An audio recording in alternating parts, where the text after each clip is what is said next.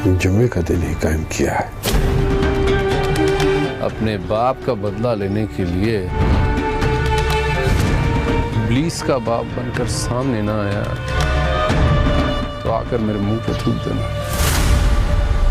जब तक मुझे इंसाफ नहीं मिल जाता नंगे सर इन गलियों में फिरती रहूंगी। हिलमंदा जुर्गा बुला रहा है अगले जुम्मे।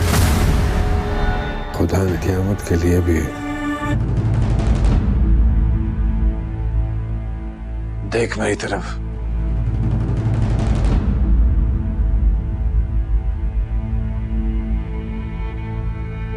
कुछ पूछ रहा हूं तुझसे। मेरे बेटे का चेहरा बिगाड़ने की क्या जरूरत थी?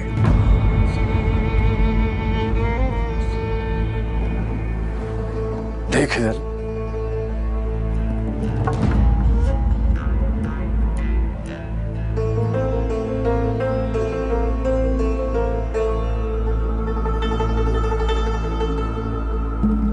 नीचे क्या तेरी मां बैठी है जो बार बार गर्दन नीचे कर रहा? देख मेरी तरफ।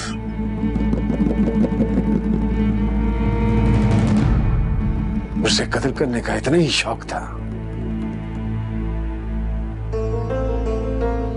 तो उसके जिस्म के किसी और हिस्से पे गोली चला देता। चेहरा क्यों बिगाड़ा उसका?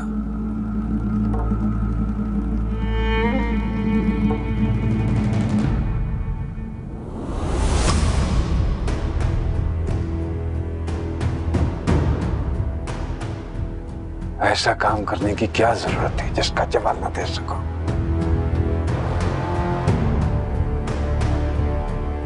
अब क्या कहूं तुम्हें?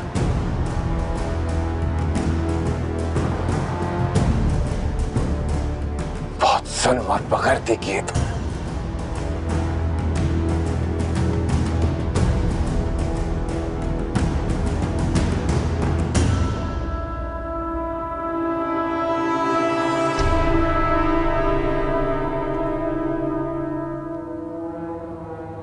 गौर ने कलमा पढ़ा था।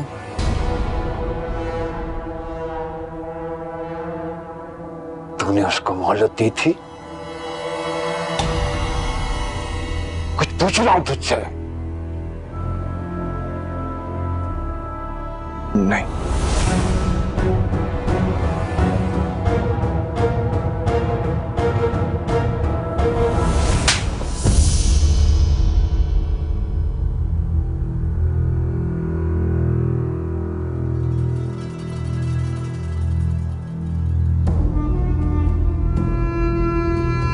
तेरे पे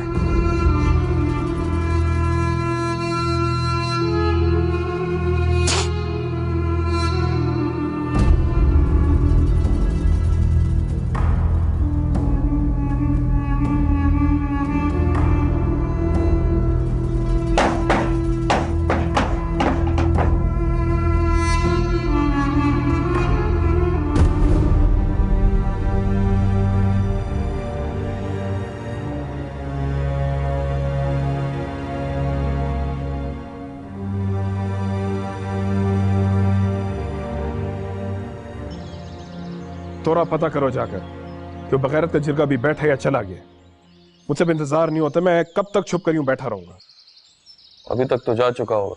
मैं फिर भी देख कर आता हूँ। जाओ यार। तुम कहाँ जा रहे हो मेरे मासूम भाई को अकेला छोड़कर?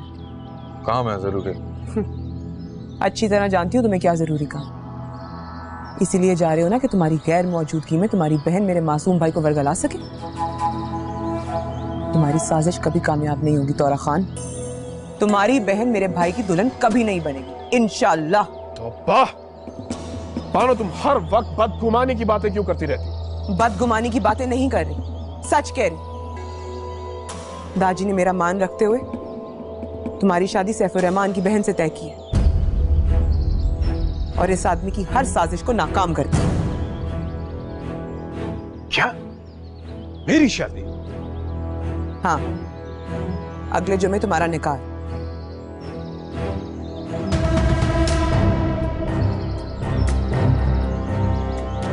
तुम क्यों मुंह छुपा रहे हो?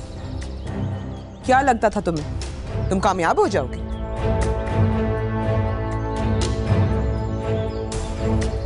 अच्छा नहीं किया तुमने।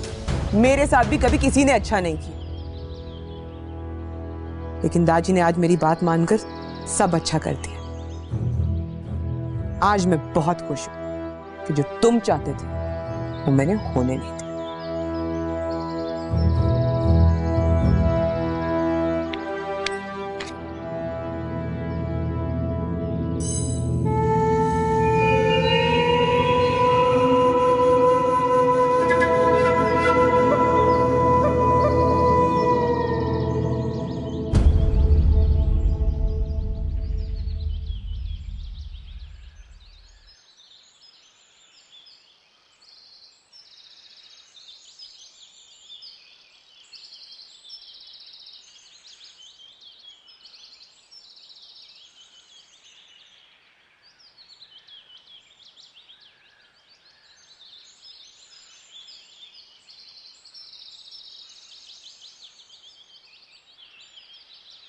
गुलिस्तान खान, तुमने बड़े दिल का मुजाहिरा किया। इसका अजर तुम्हें अल्लाह ताला इस दुनिया में भी देगा और आखिरत में भी देगा। और तुमने इस दुश्मनी को रिश्तेदारी में बदल करके बहुत अच्छा किया। दुश्मनी नहीं, बेगैरती का हूं। दुश्मनी हमेशा बराबर के आदमी के साथ की जाती है। अल्लाह बख्शे, हमारे दाजी नमाज में दुआ किया करते थे, या अल्लाह मुझे गैरतमंद दुश्मन की दुश्मनी अता फरमा। बेगैरत कुत्ता और बेगैरत दुश्मन हमेशा मैदान में धोखा देते हैं। अब काम की बात करें। बिल्कुल बिल्कुल, हम सब इसलिए हाजिर हुए हैं। मैं अपने बेटे गौहर का कत्ल इस बेगैरत इंसान की बहन के बदले में मैं इसको माफ करता हूं। जज़ाकल्लाह, जज़ाकल्लाह, जज़ाकल्लाह, जज़ाकल्लाह। बहन की शादी के बाद अगर ये मुझे इस इलाके में नजर आया तो मैं सबके सामने कसम खाकर कहता हूं कि मैं इसे गोली मार दूंगा। मैं आज इसे आखिरी बार देख रहा हूं, इसके बाद नहीं देखना चाहूंगा। अगले जुमे मेरा बड़ा बेटा सफीउल्लाह निकाह के लिए बांडा कमर आएगा। उसका निकाह पढ़वा कर उसको वापस रवाना कर देना। सब दुआएं खैर करें।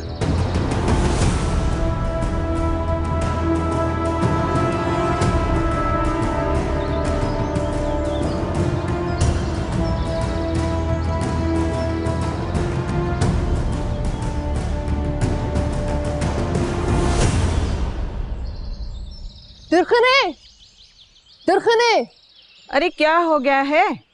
दुर्खने कहाँ है काकी? अरे न सलाम न दुआ, और दुर्खाने कहाँ है काकी? इतनी खुश क्यों हो? नतीजा निकल आया है क्या? हाँ काकी, निकल आया नतीजा।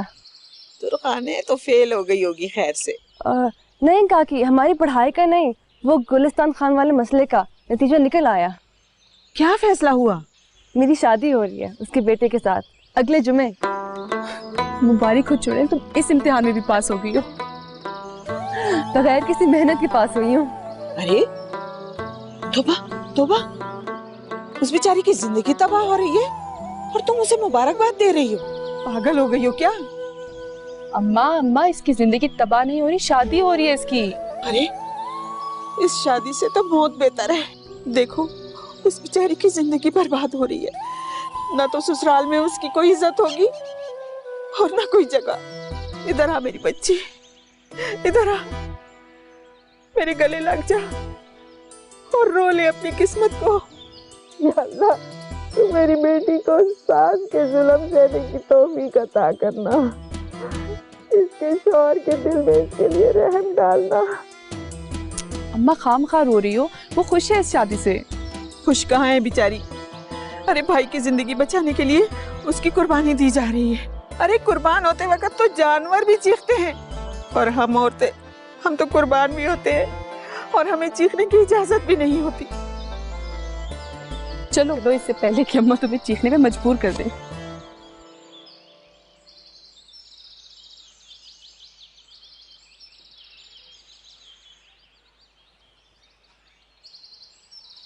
दादी, मैं उस लड़की से शादी नहीं कर सकता जिसके भाई ने मेरे भाई का कत्ल किया। दादी, उसकी शादी औरंग से करा दे। दादी, हम सबका ख्याल था उसकी शादी औरंग से होने वाली है। अब मेरे साथ ये कैसे कर सकते? मैं उसे कभी अपनी बीवी तस्लीम नहीं कर सकूंगा। जो मेरी बात नहीं मानेगा मैं उसे अपनी औलाद तस्लीम नहीं करूंगा। दादी, मैंने आपकी हर बात मानी है। आपने सैफुर रहमान को माफ कर दिया, मैंने वो भी मान लिया, लेकिन ये मुझसे नहीं हो सकता दादी।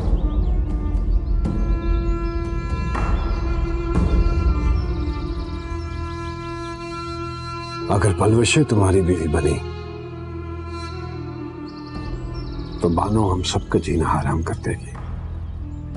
वो आज तक हमें माफ नहीं कर सकी है क्योंकि हमने उसकी शादी दूल्हे से कराई है। दादी, मैं पलवशे से भी शादी नहीं करूंगा। मैंने किसी से शादी नहीं करनी। मैं कुलालाई के साथ खुश हूं। लेकिन मैं खुश नहीं। उसके साथ रहोगे तो सारी जिंदगी बेऔलाद रहोगे। सैफुर रहमान की बहन तो औरंग की बीवी बनने वाली थी। दादी, मेरी बहन। देखो सफीउल्लाह, उस लड़की से शादी करने में बहुत फायदा है तुम्हें। जज्बाती मत बनो। कैसा फायदा दादी?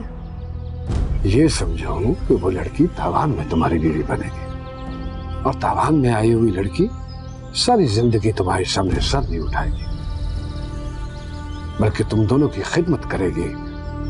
रूब रहेगा तुम दोनों का उस पर। लेकिन मैं क्या? मैं गुलालाई से बहुत मोहब्बत करता हूं दादी। मर्द होकर औरत से मोहब्बत करते हो, शर्म करो। औरत सिर्फ नस्ल आगे बढ़ाने के लिए होती है, मोहब्बत करने के लिए नहीं होती।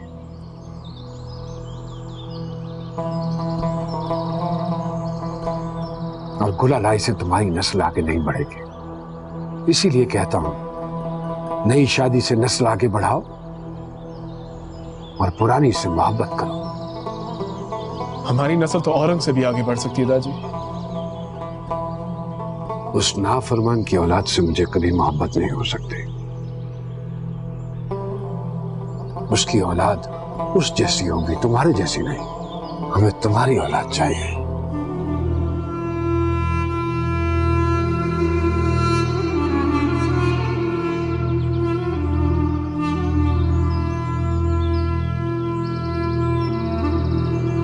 अगले जुमे तुम्हारा निकाह है।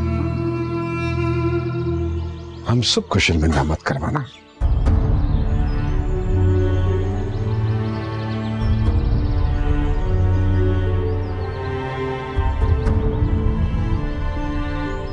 औरंग तुम्हें खुश रखेगा। कहीं ऐसा ना हो कि औरंग भी दूसरों की बातों में आकर तुम्हारे साथ वही सब करे जिसका मुझे और अम्मा को डर है।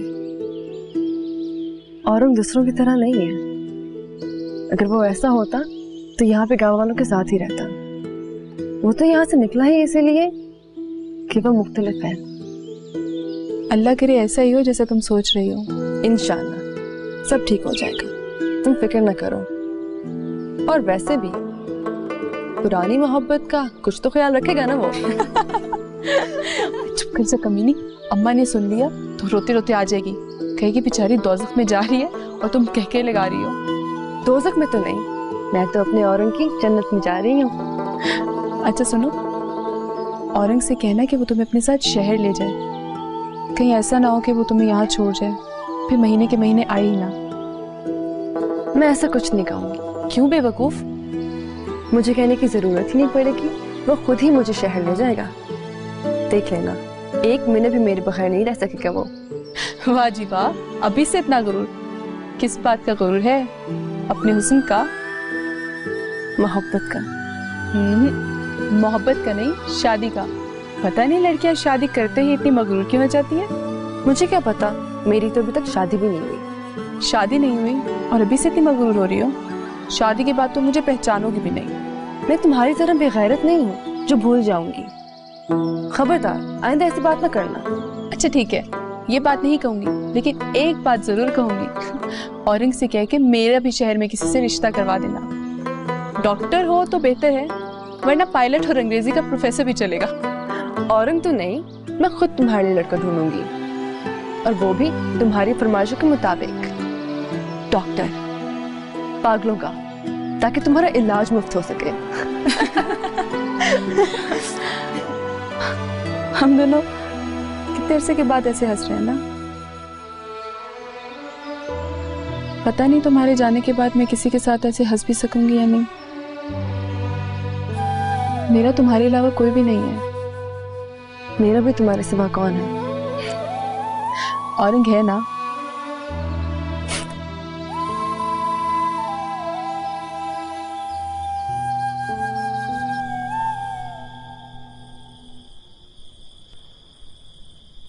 जख्म सुखाने वाली दवाई लगा ली? ये जख्म कभी नहीं सूखेगा। कैसी बातें कर रहे हो? बड़े बड़े दरख्त सूख जाते हैं, ये तो बेचारा सा जख्म है। लो खाना खा लो, फिर बाद में गोली भी खा लेना। उसी दिन यहाँ गोली खाली होती ना तो ये दिन देखना नहीं पड़ता। तुमने फिर मायूसी की बातें शुरू कर दी। अब तो सारे मामलात सुधर गए हैं। अपनी बहन की शादी करो और कारोबार पे ध्यान दो।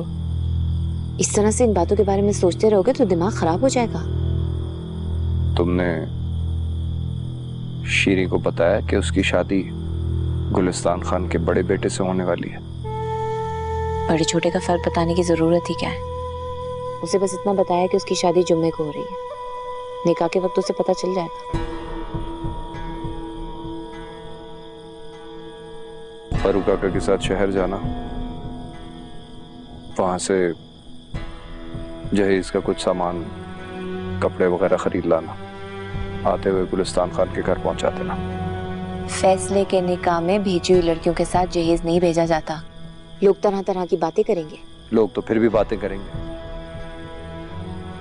कहेंगे सैफुर रहमान खान ने इकलौती बहन को बगैर जहेज के रवाना कर दिया। वो तुम्हारी बहन तब तक थी जब तक उसने तुम्हारी इज्जत की हिफाजत की। अगर वो इश्कबाजी में ना पड़ती तो हमारी भी जिंदगियों में सुकून होता। ये फैसले, ये कत्ल, ये बेइज्जतियां, ये हमें भुगतनी ना पड़ती। भुगतती तो रही है कमबख्त। कुछ भी हो, मैं शीरी को उसका शरई हिस्सा जरूर दूंगा, ताकि उसकी ससुराल में कोई इज्जत तो हो। शरई हिस्सा भी उन लोगों को दिया जाता है जो शरीयत पे अमल करते हैं, उन लोगों को नहीं जो हमारी इज्जतों से खेलते हैं। और वैसे भी अब वो तुम्हारी बहन नहीं रही, सफीउल्लाह की बीवी है, गुलिस्तान खान की बहू है। वो उसे भूखा नहीं मारेंगे। चलो खाना खा लो, तुम्हें भूख लग रही थी।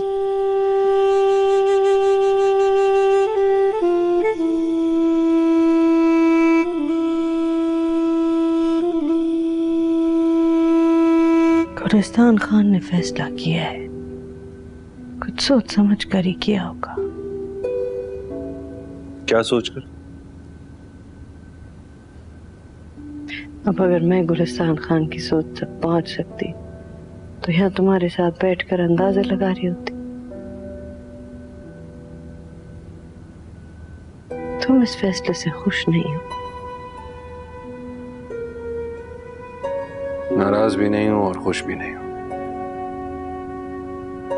बस जो हो रहा है ठीक है।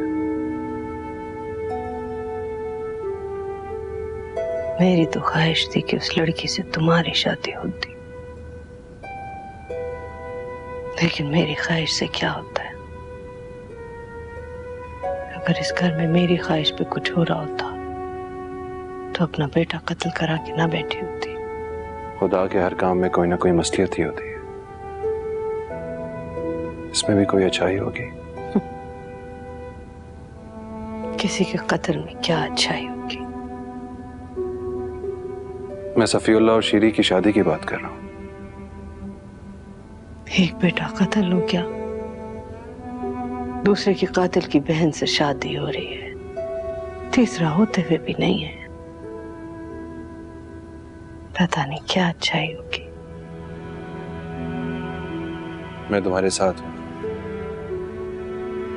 अभी भी कह रहा हूँ, चलो मेरे साथ शहर जाके रहते। क्यों इस उम्र में गुलिस्तान खान से तलाक दिलवाना चाहते?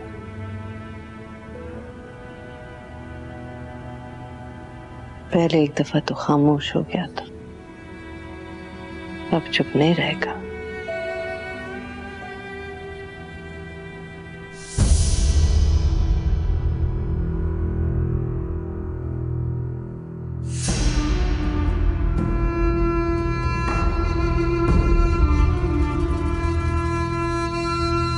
जब अपने बाप की तरफ जाया करो तो मुझे खाना डाल के जाया करो। अभी बनाती हूँ। क्या मतलब अभी बना देती हूँ? 1 मिनट में बन जाएगा। कौन सा खाना जो 1 मिनट में बनता है? मतलब जल्दी बन जाएगा। अगर इतनी जल्दी थी तो दादी के घर से आने में करनी थी। मुझको जल्दी आना था, मगर उनकी तबीयत ज्यादा खराब हो गई, इसलिए मुझे रुक। अच्छा बस झूठ मत बोलो, पूरे 2 घंटे के बाद वापस आई हो तुम। 2 घंटे कम होते? उनकी तबीयत बहुत ज्यादा खराब है, खाना पीना छोड़ दिया, बेहोश हो गए। तुम भी झूठी, तुम्हारे दादी भी झूठे, बहाना बना के बेहोश हो जाते हैं, सब कुछ जमा कर लेते हैं। ना जीता है ना मरता है। दादी की तरफ जाने का इतना शौक है ना, तो तलाक लो और उसी की तरफ लो। क्या क्या देख रहे हो?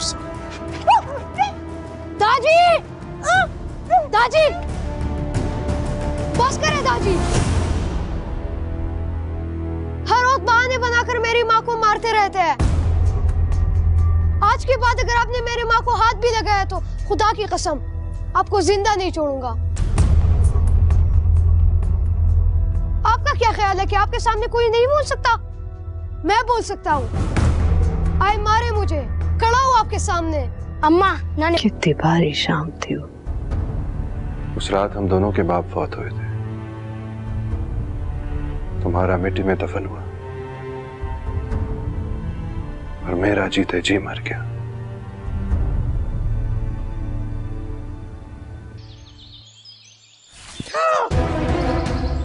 क्या हो गया तुम्हें? अंधी हो गई हो? अरे कपड़े खराब कर दिए मेरे। माफ कर दे बीबी। माफ कर दे। चलो छोड़ो, जाने दो। क्यों पुरानी बातें लेकर बैठ गए? पता नहीं कहां से याद आ गई कमबख्त। मैं तो अच्छी खासी भूली बैठी थी। मैं आज तक शर्मिंदा हूं। मुझे वो सब कुछ नहीं करना चाहिए था। अम्मा, जैतून को तो छुट्टी दो ना, कोई काम तो उससे होता नहीं है। आते साथ मुझ पर पानी फेंक दिया, सारे कपड़े मिट्टी मिट्टी कर दिए। कुछ तो उसको नजर आता नहीं है। सफेद दिन में गधों से टकराती फिरती है कमबख्त। फारिग करो उसे। 10-15 साल से यहाँ झाड़ू लगा रही है, अब अचानक क्यों फारिग कर दूं उसे? अब तुम्हें उसकी जरूरत नहीं रही। क्यों? क्योंकि सैफुर रहमान की बहन उसकी जगह ले लेगी। खुदा का खौफ करो आपा, कैसी बातें कर रही हो? भाई की सजा बहन को दोगी? बात तो तुम्हारी ठीक है, लेकिन कोई मुझे ये बताए कि मेरे भाई को किस जुर्म में मारा गया? मेरी माँ के जिगर के टुकड़े को क्यों काटा गया? एक ही तो गैरतमंद भाई था मेरा महाफिज था वो, उसे मारकर उसकी बहन को क्यों सजा दी गई है? दादी सैफुर रहमान को माफ कर चुके हैं, अब हमें भी वो सब कुछ भूल जाना चाहिए। माजी में रहेंगे तो जिंदगी कैसे गुजारेंगे? ये तुम्हारी तकरीरें शहर में ही काम आएंगी, जहाँ तुम्हारे जैसे पढ़े लिखे बुजदिल रहते हैं। हमारे गांव के अपने रिवाज है, हम तुम्हारी किताबों पर नहीं अपने रिवाजों पर चलेंगे। ये तो वही वाली बात हो गई है, गांव अभी बसा नहीं है, चोर उचक के पहले आ गए। शादी अभी हुई नहीं है, लड़की अभी आई नहीं है, काम तुमने उससे पहले कराने शुरू कर दिए। आ जाएगी अम्मा, इंशाल्लाह आ जाएगी। तुम कहो तो उसके रहने के लिए दादी की घोड़ों वाली कोठड़ी साफ करा दूं, बल्कि साफ कराने की क्या जरूरत है, खुद ही आकर साफ कर लेगी। खुदा का खौफ करो आपा, क्या हो गया? मां समझाओ ना। अरे बेटा, मैं भी सुन रही हूँ, तुम भी सुनो। तुम चुप करो और शहर वापस जाओ। पढ़ाई में हार जोर है तुम्हारी। जुमे को निकाह, हफ्ते को चले जाओ।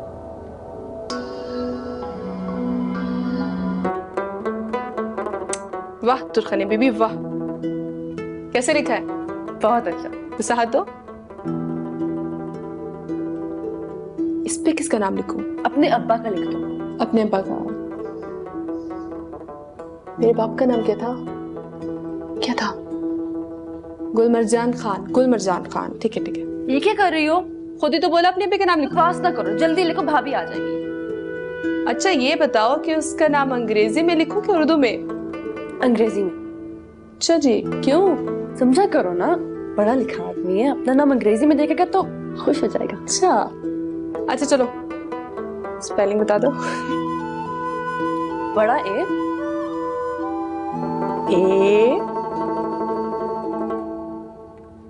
छोटा यू। छोटा अंग्रेजी में कैसे लिखते हैं?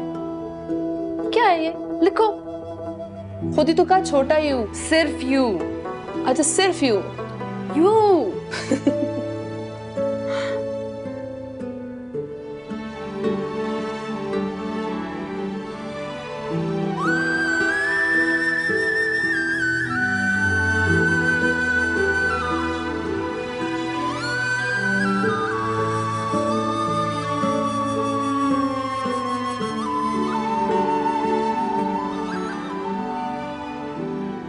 दूसरी हथेली देखने के लिए एप्लीकेशन देनी पड़ेगी क्या? उसके लिए भी तोहफा देना पड़ेगा। अच्छा चलो ये भी उधार लिख लो। मुझे तो ये दुकान चलती दिखाई नहीं दे रही, हर चीज पे उधार। क्या करूं? सब कुछ इतनी जल्दी हुआ कि मुझे कुछ करने का मौका ही नहीं मिला। वैसे भी इस गांव से मिलता ही क्या। शहर जाऊंगा तो जितने तोहफे कहोगी लाके देगा। अब दूसरी हथेली दिखा।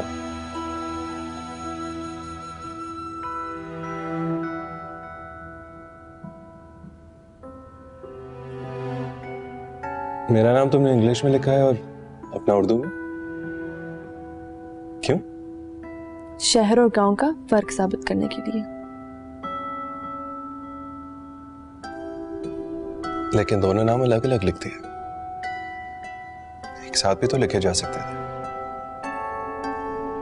शीरी औरंग, तुमने हम दोनों को मिलने से पहले जुदा कर दिया। तुरखाने कमबख्त को मैंने कहा भी था कि दोनों नाम एक ही हाथ में लिखे, लेकिन उस दीदी ने दोनों अलग अलग ही लिख दिए। कह रही थी अगर दोनों नाम एक ही हाथ पे लिखूंगी तो दूसरे पे क्या लिखूंगी। तुम्हें पसंद नहीं आया ना? मुझे पता था, तुम शहरी लोगों का मेयार बहुत ऊंचा होता है। हाँ वाकई मेरा मेयार बहुत ऊंचा है। चलो आओ, शीरी और अंक को इकट्ठा करते हैं।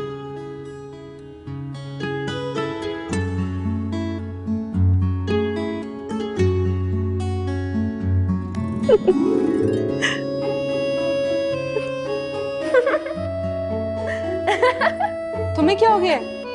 कुछ नहीं कुछ नहीं कुछ नहीं।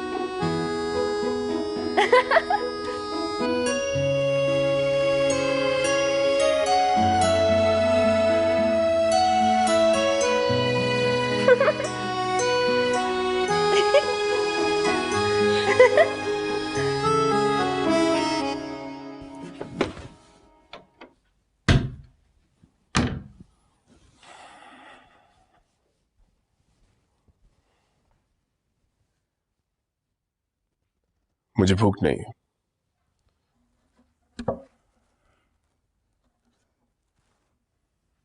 तो दूसरी शादी क्यों कर रहे हो?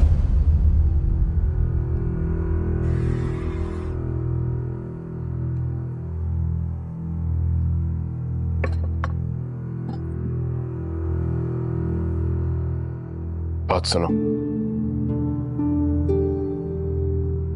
अब नई वाली को सुनाना सारी बातें। तो मेरी मजबूरी समझने और मेरा साथ देने के बजाय खुद को तकलीफ दे रही हो, और मुझे भी। खुदा की कसम ये सब कुछ मेरी मर्जी के बगैर हो रहा है। होने दो, बिस्मिल्लाह करो, खाना ठंडा हो रहा। तो मेरे साथ बैठो। मैं नहीं बैठ सकती, मेरे जोड़ों में उठते बैठते दर्द होता है। चलती रहती हूँ तो सुकून रहता है। वैसे भी मैं बीमार औरत हूँ, कहीं तुम्हें भी बीमार ना कर दूं। तुम बैठोगे नहीं तो मैं खाना नहीं खाऊंगा।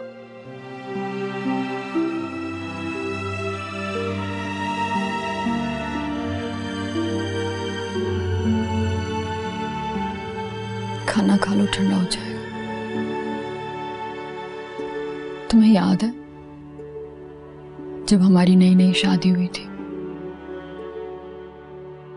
मैंने पहली बार तुम्हारे लिए खाना बनाया था। रोटियां थोड़ी सी ठंडी की थी ताकि तुम्हारे होंठ ना चले। तुम गुस्से में खाना खाए बगैर चले गए। सब याद है मुझे। मैं बहुत परेशान हो गई थी, मेरी आंखों से आंसू निकल आए थे कि पता नहीं मुझसे क्या गलती हो गई कि तुम खाना खाए बगैर चले गए। मैंने रोते रोते तुम्हारी माँ से पूछा तो उसने हंसते हंसते बताया कि तुम्हें गरम रोटियां पसंद है जिनसे धुआं निकल रहा हो। और फिर मेरी जिंदगी के कई साल तुम्हारी रोटियों से धुआं निकालते निकालते निकल, आज मैं भी निकल गई धुएं की तरह। तुम किस तरह की बातें कर रही हो? देखो, रोटी ठंडी हो गई, सारा धुआं निकल गया।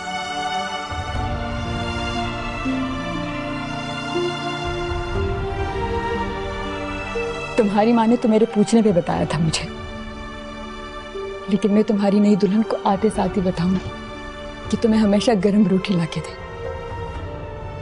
क्योंकि तुम ठंडी रोटी और बीमार बीवी को छोड़ के चले जाते।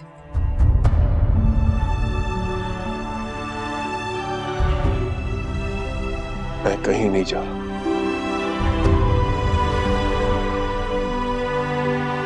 लेकिन मैं जा चुकी।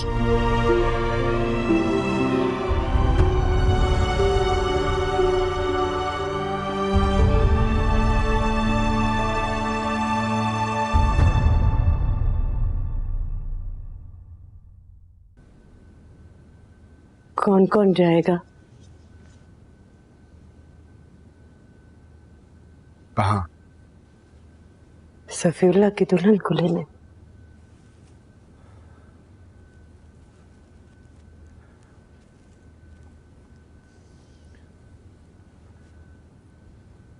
दुल्हन नहीं, बीवी। दुल्हन तो गुलालाई है। जी वही।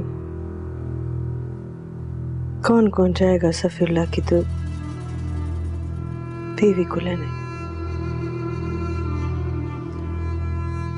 और तुम मर्दों में सफीउल्लाह के अलावा वो तोरा खान साथ चला जाए और 4-5 और लोग। ज्यादा लोगों को ले जाने की जरूरत नहीं है।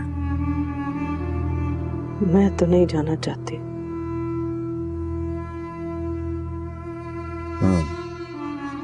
तो फिर वो अपनी बानों को भेज दो। एक औरत के साथ जाना अच्छा होता है। वैसे कोई ना भी जाए तो क्या फर्क पड़ता है, लेकिन तुम क्यों नहीं जाना चाहते? आप क्यों नहीं जाना चाहते?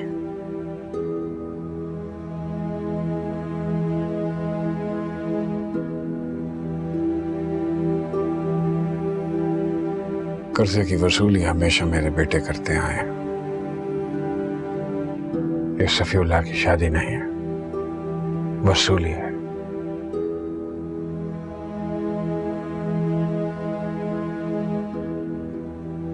तुम क्यों नहीं जाना चाहते?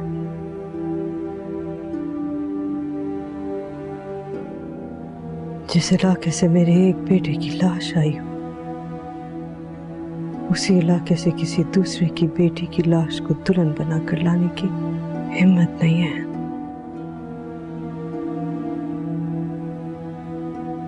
ठीक है, अच्छा है, नहीं जाओ तो अच्छा है, नहीं जाओ।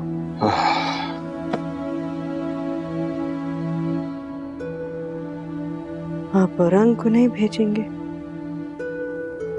अपनी मर्जी का मालिक है वो, साथ जाने के लिए मेरी इजाजत की जरूरत नहीं है उसे। आप भी तो अपनी मर्जी के मालिक हैं, बल्कि मेरे भी मालिक हैं। मुझे कहते हुए बहुत अजीब सा लगता है, लेकिन वो आपसे बहुत मोहब्बत करता है।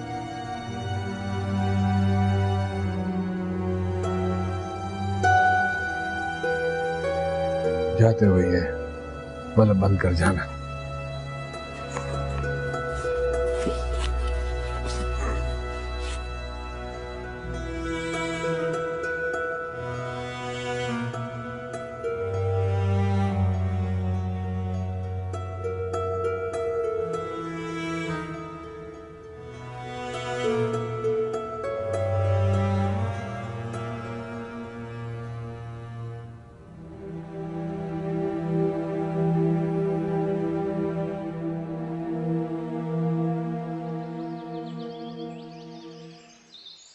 मुझे पागल कुत्ते ने नहीं काटा कि गौहर के कातिल की बहन को लेने जाऊं।